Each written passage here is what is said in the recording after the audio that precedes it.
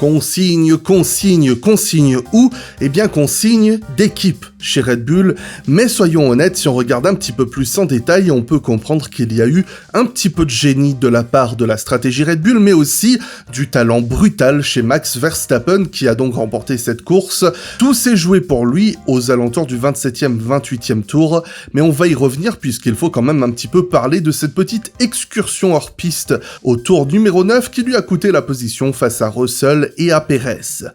La première consigne d'équipe entre donc en vigueur au tour numéro 11 lorsque Red Bull demande à Perez de donner la place à Verstappen pour qu'il tente d'attaquer Russell, ce que Perez n'arrivait pas à faire depuis le début de course, mais clairement Verstappen n'arrivait pas mieux à passer, rencontrant quelques problèmes de DRS au passage, ce qui nous rappelle un petit peu à quel point cet appendice est toujours présent et peut réellement faire toute la différence. À vous de juger si vous aimez ou pas. Mais malgré tout, faut-il souligner la belle défense de Russell, on y reviendra dans quelques instants. 2 tours plus tard, Verstappen est passé sur une autre stratégie en s'arrêtant immédiatement, mais il s'avère que Russell s'arrêtait également à ce moment-là, donc il est resté coincé derrière lui encore quelques temps. Mais comme je le disais, la course de Verstappen a basculé au 27e et 28e tour. C'est simplement au moment lors de l'abandon de Charles Leclerc. On pourrait dire que sans l'abandon de Leclerc, Verstappen n'aurait pas gagné, ce qu'on peut entendre avec justesse tant Leclerc était dans un autre univers. Mais si on regarde ce qu'a fait Red Bull à partir de là, c'est assez curieux, mais était assez inattendu puisqu'il passe en pneus soft. Là où on s'attendait clairement à faire une course en 2 arrêts avec des pneus médiums, chez Red Bull, on a décidé de chausser des pneus soft, ce qui n'avait pas été beaucoup vu aux avant-postes. On avait quelques pilotes dans le fond milieu de peloton qui l'avaient tenté, mais là il a tenté de passer en pneus tendres, et cela a fait absolument toute la différence puisque ce second relais de Verstappen a été incroyable. Pour vous dire l'écart au tour numéro 27, juste avant son arrêt au stand, Verstappen était à moins d'une demi-seconde de Russell, et après avoir du coup tenté cette stratégie en soft, eh bien nous replongeons 8 tours plus tard au 36e tour, et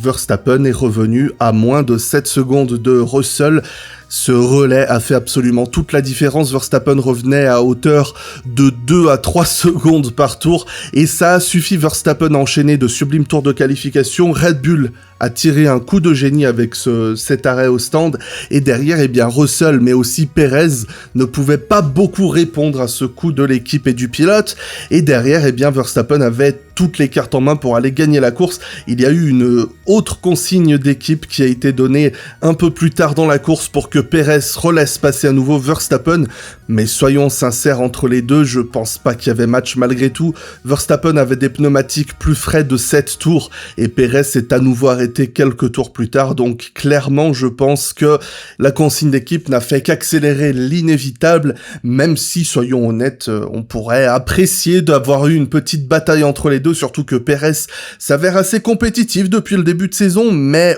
honnêtement, Verstappen est clairement le maître en interne. Pour ce qui est de la course de Perez, assez peu à ajouter pour être honnête. Il a aussi mené un beau week-end, même s'il admet être un petit peu en retrait suite à la session d'essai libre 1 qu'il a raté pour laisser sa place à Juri Vips. Mais à partir de ce dimanche, il a montré une belle prestation dès le départ, après une qualification un peu compliquée où il a profité du mauvais départ de Sainz pour gratter une position, et ensuite il n'a pu passer Russell qu'au 31e tour. Après avoir galéré, et comme je le disais, Russell a fait aussi une belle prestation défensive pour conserver sa position, mais Sergio a offert une belle attaque à l'extérieur du virage 1 et c'est passé, et à partir de là, Perez a pu s'enfuir avec assez d'aisance, confirmant qu'il y avait quand même un sacré écart entre les Mercedes et les Red Bull. Mais pour rester un petit peu sur les avant-postes, pour parler un petit peu de Leclerc, puisque je parlais du travail un petit peu d'équipe qui a été effectué chez Red Bull avec Verstappen qui a commis cette erreur mais qui a su se rattraper avec force, et en même temps Perez qui l'a appuyé.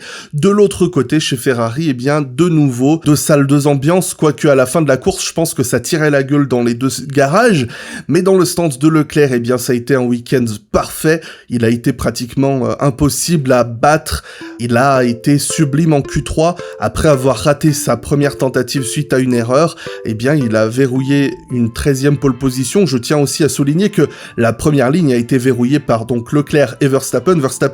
qui n'a pas pu faire de second tour en Q3 à cause de son problème de DRS, et quand on regarde tous les autres, eh bien que ce soit Sainz, Perez ou les deux Mercedes, ils ont tous eu 2 tours mais n'ont pas été capables de battre ces deux-là, ce qui rappelle une nouvelle fois que Leclerc et Verstappen sont dans une classe qui leur est propre. Mais Carlos Sainz, même si on se doute pour beaucoup qu'il n'est pas de la classe des Leclerc, on peut attendre beaucoup plus de lui à mon sens. Sa 3e position en qualification était très bien verrouillée, mais après ce mauvais départ où il tombe en 5e place et cette erreur qui le fait chuter en 11e position, je pense qu'on pouvait attendre beaucoup plus que cette 4e place finale. Pourquoi ? Eh bien simplement parce que on a vu ce que Verstappen a fait dans le stand Red Bull en allant chercher la victoire, et surtout, désolé de devoir le souligner, mais si ce n'était pas pour un problème de gestion de carburant, Sainz allait terminer la course derrière Hamilton. Lewis Hamilton qui était 19e à la fin du premier tour. Et ce n'est pas du tout pour négliger la sublime prestation de Hamilton, mais simplement pour remettre en perspective que Sainz a failli terminer sa course derrière un gars qui était 19e à la fin du premier tour. Et clairement, à quel moment on peut douter que la Ferrari était au-dessus de la Mercedes ce dimanche? C'est un week-end à domicile cauchemardesque pour Carlos. Il sauve 12 points, mais cela semble bien maigre face à un nouveau doublé Red Bull quand Leclerc n'a pas pu terminer la course pour des raisons qu'il n'a pas pu maîtriser. En parlant de maîtrise, j'ai envie de parler un petit peu de ces 2 excursions hors piste également, juste parce que je trouve assez frappant et en même temps symbolique de voir Sainz perdre la voiture du coup à l'entrée du virage 4. On savait qu'il y avait des rafales de vent à cet endroit, on a vu pas mal d'erreurs aussi en Formule 2, mais là où Sainz a totalement perdu la voiture, a failli se retrouver enterré dans le bac à gravier, bon il a pu repartir, mais l'arrière de la voiture est totalement parti. Si on compare avec la caméra embarquée de Verstappen, je trouve ça assez symbolique de constater à quel point Verstappen a toujours une maîtrise aberrante de sa monoplace en toutes circonstances, parce que certes il perd la voiture, mais il arrive justement à en garder un contrôle maximum face à Sainz qui l'a totalement perdu. C'est des petits détails, mais qui pour moi me semblent très importants pour prendre un petit peu conscience de ce qui fait les meilleurs pilotes et l'élite des meilleurs pilotes. Et pour parler un petit peu de Russell, qui s'est immiscé dans cette petite lutte, eh bien que dire si ce n'est qu'il a pu jouer enfin une nouvelle fois aux avant-postes et de manière assez sérieuse. J'ai trouvé qu'il a été assez crédible dans ce rôle. Pour commencer avec la qualification, eh bien il a réalisé une belle qualification, je trouve, notamment son tour en Q3 où il a réalisé le meilleur premier secteur avant de décrocher la belle 4e position, tout juste devant Checo Pérez. Et après le mauvais départ de Sainz et l'erreur de Verstappen, eh bien il pointait en 2e position. Il a retenu les Red Bull pendant une bonne trentaine de tours avant d'hériter de la tête de course lorsque Leclerc a abandonné. Je pense qu'il a livré une belle défense tout au long de cette course. C'était à la fois autoritaire, ferme et propre. La seule chose qu'on pourrait peut-être éventuellement lui reprocher, c'est d'avoir légèrement forcé Verstappen hors de la trajectoire au virage numéro 3. Mais vous connaissez mon avis à ce sujet, c'est let them se foutre sur la gueule, et aussi et surtout le dicton qui attaque par l'extérieur prend le risque de se la prendre dans le postérieur. Mis à part cela, eh bien, il décroche un nouveau podium dont il peut se satisfaire pour 2022. Il décroche des points importants pour Mercedes,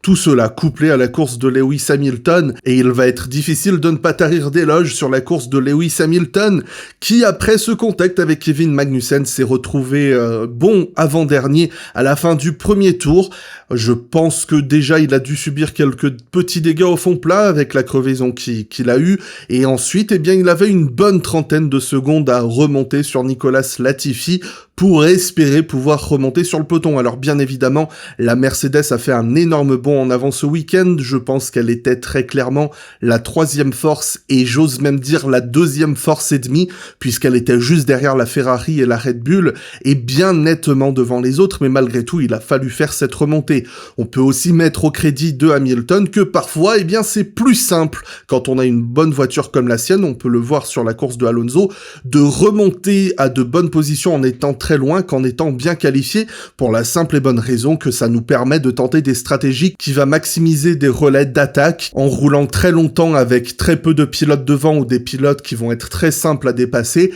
et je pense que c'est exactement ce qu'on a fait chez Mercedes, et Lewis a fait exactement ce qu'il fallait en menant plein de tours de qualification pour remonter, et en fin de course, il a même pu se payer le scalp de Sainz avant qu'on lui demande de ralentir pour économiser de l'essence, ce qui a été assez dommage. Ça aurait pu être un excellent résultat, mais malgré tout, terminer dans le top 5, c'était totalement inespéré.